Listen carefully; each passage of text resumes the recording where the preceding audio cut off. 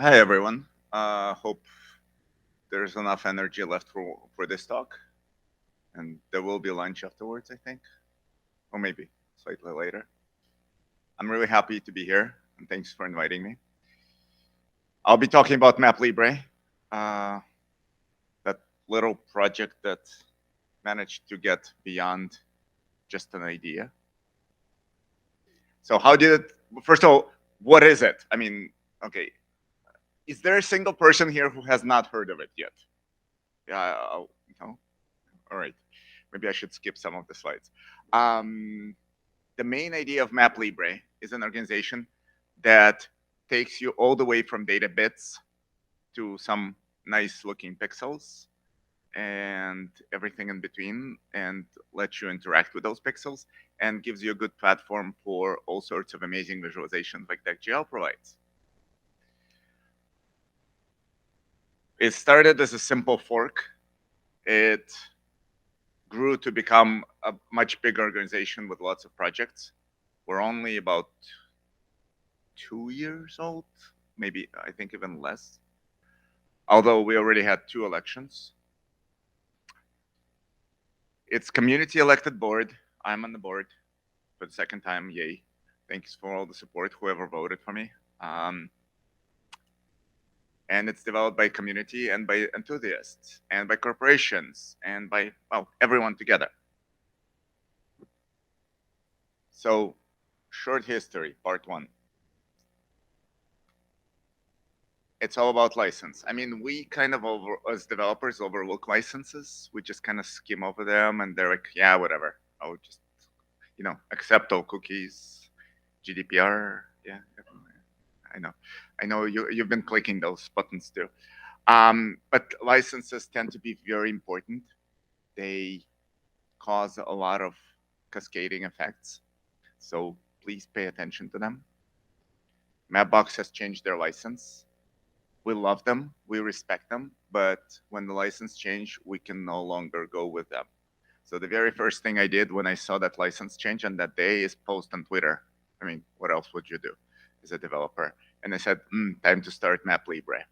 And before I even posted that tweet, I went to GitHub and what's the word? Put the stake in the ground and said, "This is my name," and kept the Maplibre in a few key projects like npm and GitHub. And Eric, who was the CEO of Mapbox at the time, replied within minutes to my tweet, which was quite I felt somewhat important. I mean, if the CEO of a Mapbox replies to you the moment you post something and tweet, that feels good. And said that, well, we still love you. And to which I said, yes, we love you too, but we have to go different direction. And a few more people like Luke responded and said, yes, time to move forward and form a community. And then Peter from the Maplibre fame also contacted me, and that's how we started. We worked together on a whole bunch of like, how do we get it together and move forward, and what is our goals? Because everyone has different goals. Yes, we all want free, good stuff. That's kind of a given, but how we approach it might be different. So we established some core principles, made sure that it did not belong to a single company, or it had an open governance, it had open elections. So where are we now? We have grown to at least 4 large and lots of small projects. Our main flagship project is Maplibre GLGS, although technically it should be called GLTS now because it's all TypeScript. Has quite a few forks and stars. If that's a measurement of success, I guess that should work. There's also the native project that joined us a bit later, focusing on Android, iOS, server-side rendering, that kind of stuff. Martin, my personal favorite, that's the tile server that I keep heavily developing. And there's Maplibre in Rust, which is like, pie in the sky type of thing. We have no idea if it's going to succeed, but we have to try. It's open governance. We have technical steering committees, lots of brilliant engineers and community members come join us and to discuss things. We have amazing sponsors. One of them was here just now. Owen, thank you. If you're still here. Oh, he ran away somewhere. Oh, he's busy. So Meta and TomTom, and for some reason I don't have TomTom here. That's an oversight. Maroon and many other wonderful companies joined and to help us financially and to contribute code. Contributors all over the place. We're joined by passion. The vision. Yes, it's like it's wonderful to have something, but we need to go somewhere and to explain to others why we're going there. And most people do not actually even appreciate the fact that we're actually going. We are going, we're moving. So the full stack. We want to be able to generate tiles and to collaborate with everyone who works on tile generation. We want to serve the tiles. We want to render the tiles. And we want to support everything and everyone who wants to do something on top of it. Because, I mean, base map is not a product of itself. Someone said earlier that it's a commodity. Yes, it is a commodity. It's the good commodity. It's like just like food. Food is a commodity. You cannot survive without it. Our efforts. We go into all sorts of wonderful directions in terms of visualization, trying to make the earth less flat. Hill shading, fonts. Fonts is a big missing piece. I mean, if you render European originating fonts or, well, basically any fonts that are individual characters, it's all good and wonderful. The moment you go to fun little ones with the ligatures and other composition-based fonts, and it's like it just falls flat on its face. Not a good picture there. Whoever speaks the languages with those fonts, just look at our attempts to render it, and they're like, what is that? I can't read that. I don't think anyone else can. So, lots of work there. Some interesting projects. So this is where one of the experimental projects, the Maplibre RS. Eventually, we would like not to maintain two completely independent code bases. It's wonderful to have one code base to rule them all, that provides all the features, that has easy to collaborate, easy to jump on the wagon. I call it drive-by contributing. You just walked by, you saw a GitHub repo, you contributed a few letters here and there, and you go on your merry way, or you contribute a lot. But the barrier of entry has to be tiny. If you make your project's barrier of entry high, no one will ever contribute. C++, I'm looking at you. Yes, we all love C++. So Maplibre RS is an attempt to go in that direction, to unify the platform so that we can build for WebAssembly with the JavaScript layer in interaction API on top of it, or to build for native platforms. And this is where it is now. It doesn't do fonts, but it does all sorts of other beautiful things, and it already supports all the target platforms. So that's already a big improvement. Here's Martin. Martin, it kind of looks like deck.gl, but it's not. And the reason for that is this demo, the data pre-processing is actually done at server side using Postgres. And essentially, the user interface submits a query for the tiles. It generates dynamic data source, tile data source, and the server dynamically generates those MVT tiles based on the request, passing all the parameters. And Martin essentially facilitates all that to pass the queries directly to the server. It can do dynamic data generation from tables, functions in Postgres. It can support MB tiles, PM tiles. It supports sprites. One day it will support fonts.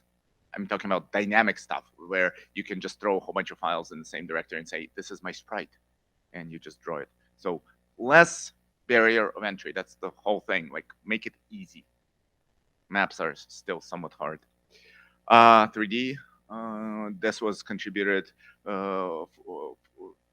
thanks to a small company, I believe in Germany, that just, contributed hill shading. Yay. and like 3D real hill shading 3D support. Um, yeah, I know it's wonderful, but another demo someone recently did using Maplibre with 3D terrains. They were not happy that COVID hit, and then Geldingan, and anyone knows how to pronounce this? No. This volcano erupted in Iceland, and they just combined the two passions for volcanoes erupting and passion for the 3D maps, and they built this little animation, not animation, this is actually an interactive. You can go to this website, and they created a PM tile with these, with the 3D structure of the volcano. Cloud Body, another demo that shows cloud layers and weather basically, and using deck.gl overlays on Maplibre. And for some reason there we go. Contours, another capability of Maplibre, where essentially it's a plugin for the tile source. You have a tile source, you can plug in your specific custom tile source that will do additional data loading and custom data format loading, essentially. Similar to deck.gl loader concept, I guess, where the person was showing how they can do contours. Aspirations, where we're going even further. So we've done all the basic cleanup work. We've gotten a few major features in. We've gotten metal and native support way on the way. TypeScript IDE. We do want even better native. We do want to switch away from WebMercator. We all love to hate WebMercator, but we're kind of stuck with it for now. But we want to move away from it if it's possible, and single code base and other things. We have full-time staff ensuring to review your contributions. We want to deal with flat Earth. Any flat Earth society people here? No. Oh, bummer. So, it's just kind of like as you zoom out, you want to do the quote unquote Google effect, turn it into a sphere, make it eye candy. We want that. Everyone wants that now. Some of Mapbox, I think, already implemented it, and quite a few others have. So we're kind of lagging behind. Time to do that. Fonts, well, I've shown these are some of the fonts we would really like to support. Unfortunately, we only support the last two cases, not everything before that. MVT. That's another personal pet peeve of mine, although not just personal. It's quite a few people have been complaining about it. They're awesome for what they do now, but they are limiting because we cannot move forward. They're good for visualization. There's a lot of tooling that supports them, but they're extremely slow, both to parse and to load, and well, they're big, too big for the data they contain, not up to optimal, and they're slow, and they are limited in a number of other ways. So we want additional capabilities. We want to be able to store data along the geometries. I work for Rivian, minor corporate plug there. So my interests, among other things, is how do you support various car-related features. And one of the things we need, for example, is to be able to have a line, and that line representing a road would also have the elevation, the z-coordinate, basically. But that's just one extra dimension. We also want the width of the road. Or I've spoken with Carto people, and they said, well, as we take measurements along the road, we want the timestamp of where each point was taken. So in other words, an ability to treat a geometry, a feature, as not a single geometry blob, but essentially as a table of itself, where each pixel vertice can have additional metadata. And obviously you want it very optimally stored, because timestamps, it's obviously delta encoding. You don't want the whole timestamp for every vertice. Same goes for width or for elevation for that matter, because they're all closely connected to one another. We do want to abandon Web Mercator one day. So this is another interesting thing for MVT. Like, what if you store it in S2, for example? That's one of the prime candidates that Google recently published, where they treat Earth as a box instead of a square. You know, box is more interesting. It represents a sphere, or whatever the Earth shape is, as more closely resembling the real thing than just a square with a stretches at the poles without the poles themselves. Routing, maybe we can support Valhalla and other routing engines where you can tie different layers of the data in a tile, not just to visual aspects, but also for routing aspects. This way you can do offline routing, for example, if your car gets stuck at the Burning Man and there's no connection. Anyone went there? No.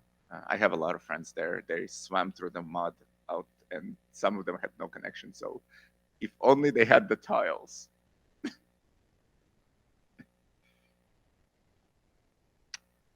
Additional things like 3D, not stored as a massive, like complex 3D tiling aspect, where there is some talks about it here, but just, you know, the simple cases, you know, take a 3D model, stick it in one tile, call it a day, or maybe even just have a URL and just point for the system to load some model of Taj Mahal for that specific tile.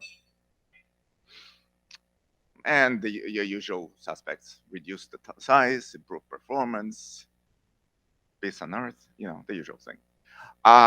One other thing that I've been kind of promoting, so very often, if you're doing visualization, clipping is not an issue. You just visualize geometry in every different square, and that's fine.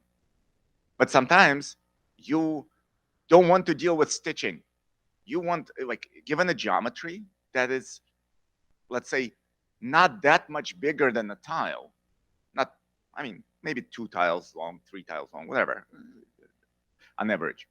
You just want to avoid stitching altogether. So what you can do, this interesting approach that we came up with, is, well, you take the geometry and you stick it into one tile without clipping. It's okay that it overlaps.